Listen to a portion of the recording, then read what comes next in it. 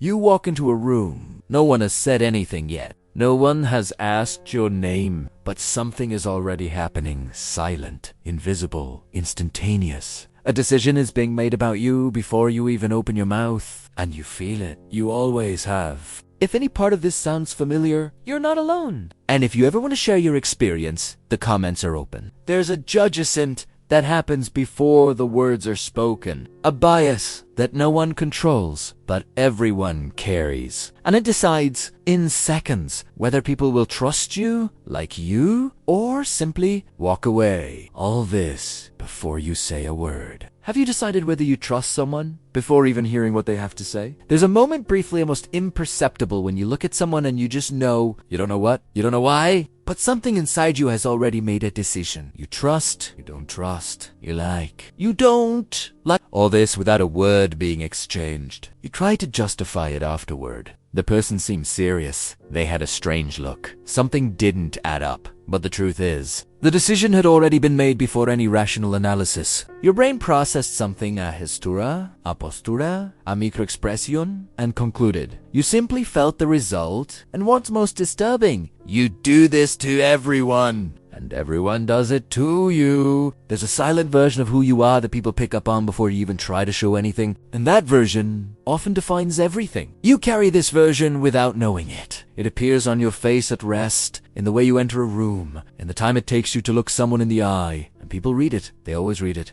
Even without realizing they are reading it. There's something about your face when it's at rest that makes others judge you unintentionally. When you're doing nothing, just existing, breathing, waiting, your face tells a story. You're not trying to tell one. You don't even know you're telling one? But the people around you are reading it and deciding. Some people's faces look tired when they're at rest. Others seem irritated. Some seem distant, cold, inaccessible. And it doesn't matter what you feel inside, whether you're okay, just thinking, or at peace. What matters is the silent interpretation that others make, and that interpretation happens too quickly to be controlled. Have you ever noticed this in yourself? Someone asks you, "Are you okay?" when you are just normal, or someone avoids sitting near you for no apparent reason. Or, conversely, someone smiles at you as if they already know you, all because of something you weren't trying to communicate. And the worst part is, you can turn it off. You can't pause the expression your face naturally assumes when you're not controlling anything. It's always there, always being read, always forming opinions about who you are before you have a chance to show them. People create a version of you in their heads within the first 3 seconds, and you don't control that. In the very first moments, before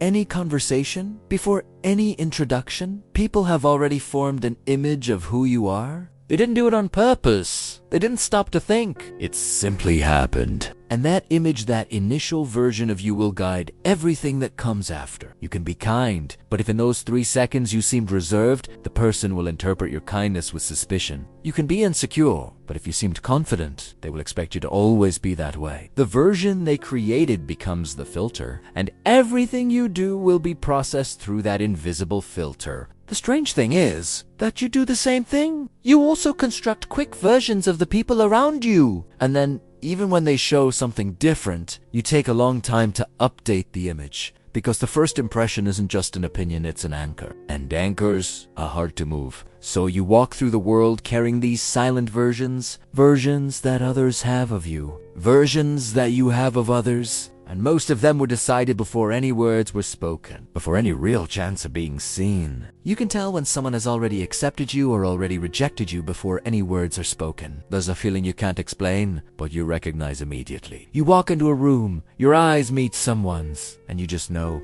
that person has already decided. It could be acceptance, a kind of silent openness, almost an invisible invitation, or it could be rejection, a door that closes before you even try to open it. You didn't hear anything. The person didn't say "I like you" or "I prefer distance," but their body language spoke volumes. The way they looked away, or how they held their gaze. The way they relaxed their shoulders, or how stiff they became. You've picked up on all of that without needing to name it, and you reacted internally. Sometimes with relief, sometimes with a pang of anticipated rejection. And the hardest part, you also emit these signals unintentionally, without realizing it. You are already accepting or rejecting the people around you before you even know them. Your body decides for you. Your posture opens or closes. Your gaze softens or hardens, and the other person feels it. Always feels it. So the two of you stand there, reading and being read, accepting and being accepted, or vice versa,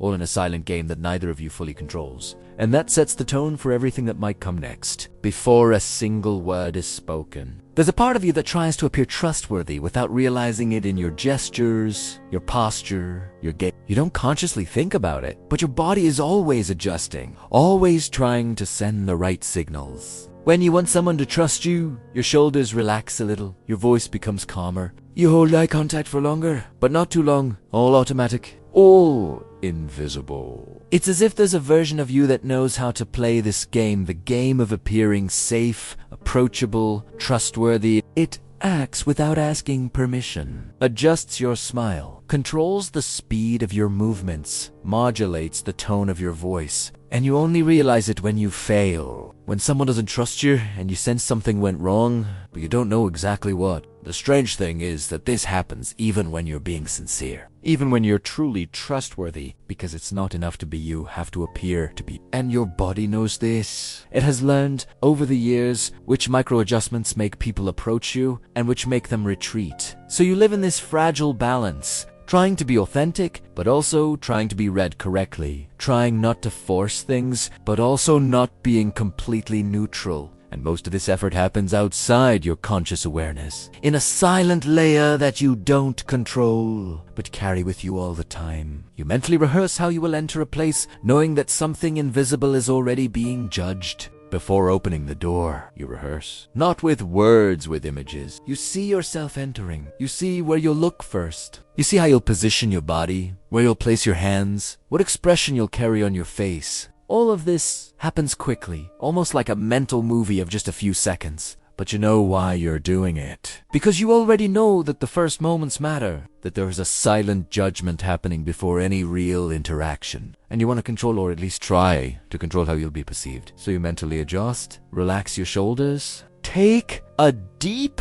breath. Prepare a half smile, not too much, not too little. Sometimes it works. You walk in and you feel like you got through. That the room accepted you, that people didn't see you as strange, threatening, out of place. Other times, you feel like you failed even though you rehearsed, even though you tried. And you don't know exactly where you went wrong. You just know that something in the air changed, that you were perceived in a way you didn't plan. And the cycle continues. Every time you're about to enter a new place, the mental rehearsal returns. You don't decide to do it. It simply appears because deep down, you've learned there's an invisible version of you that arrives beforehand. And it needs to make the right impression, even if you never have complete control over what that impression will be. Sometimes you feel like you've lost the person before you even begin and you don't know exactly why. There are times when you realize, right from the start, that you're not going to succeed. The person is there, physically present, but emotionally they've already made up their mind. You haven't even started talking yet, but you feel a resistance in the air, a distance that isn't physical, a door that's already closed, and you don't even know when it closed. You try to identify what it was. Was it the way you entered?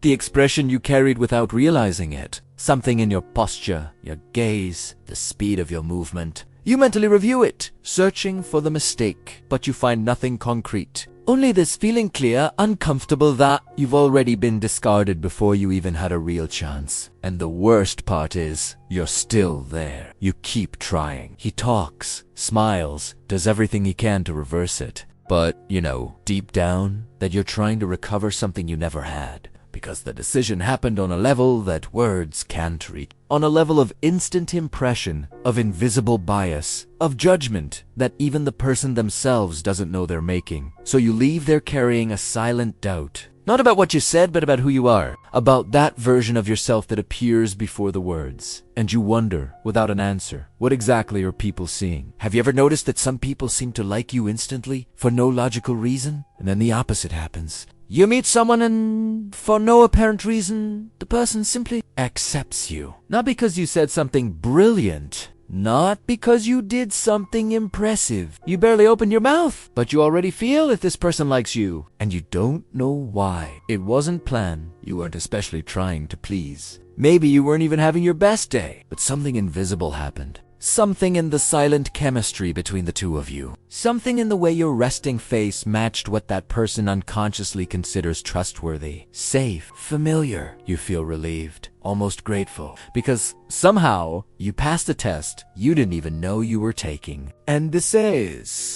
instant acceptance reminds you of all the times the opposite happened. Of all the times you were rejected before you even began, without understanding why. And then you realize you don't control it. Not when it works in your favor, nor when it works against you. Something is happening beyond your control. A game of invisible signals, unconscious biases, silent compatibilities that decide in seconds whether you will be accepted or rejected. And all you can do is keep showing up and hope that the invisible version of you is read the right way. There's an inner voice that warns you. This person has already formed an opinion about me. You hear that voice. Not with your ears, but you feel it coming, like an internal warning, silent and clear. That person has already decided. You haven't had a proper conversation yet. You haven't had time to show who you really are. But something inside you knows the opinion is already formed, and you're going to have to deal with it. Sometimes it's a positive opinion. The person already sees you as someone interesting, trustworthy, worthy of attention, and you feel a strange kind of freedom because you don't need to prove anything. Other times, it's the opposite. The opinion is closed, distant, disinterested, and you feel the weight of that, as if you had to row against an invisible current just to be truly seen. You try to ignore it. You try to act like it doesn't matter, but the voice is still there, whispering. They've already decided, and you adjust. Without realizing it, you change the way you speak, the way you gesture, the way you position yourself, trying to confirm the positive opinion, or trying desperately to change the negative one. And in the end, you realize you live in a constant game of reading and counter-reading. You read others by reading yourself, and you react to these readings even before they are verbalized. All in a psychological silence that no one mentions, but everyone knows, because we all live it every day, in every encounter, in every glance. You carry a silent version of yourself that others see before you say a word. There's a you that comes before you, an impression, a shadow, a version composed of microsignals, the way you hold your body, the rhythm of your breathing, the tension or lack thereof in your face. This version doesn't speak, it doesn't explain, it doesn't defend itself, but it's the one people encounter first. And you know it. Even if you've never put it into words, you've always known. That's why you mentally rehearse before entering places. That's why you adjust your posture without realizing it. That's why you feel relief when someone accepts you instantly and frustration when someone rejects you for no apparent reason. Because you are aware, even if vaguely, that this version of you exists, operating outside of your complete control. What's disturbing is that this version changes depending on the day, your emotional state, how much you slept, what you're carrying internally, and people react to these fluctuations. They treat you differently on different days, even if you haven't done anything explicitly different, because the silent version has changed, and they felt it. So you live with it, with this invisible presence that represents you before words. You can't turn it off. You can't edit it completely. You can only observe it indirectly through the reactions of others, and learn to live with the fact that, however authentic you are, there will always be a translation, an interpretation, a bias happening before you have a chance to explain yourself. You'll never completely control how others see you. You'll never have full access to that silent version of yourself that comes before words. And perhaps that's the most human part of it all, the fact that we're all navigating this invisible game, trying to be seen, trying to be understood, knowing that something always gets lost in translation. But there's a strange relief in recognizing this, in realizing you're not alone in this experience, that everyone carries this same silent tension. Everyone has been accepted for no reason. Everyone has been rejected before even beginning. And everyone,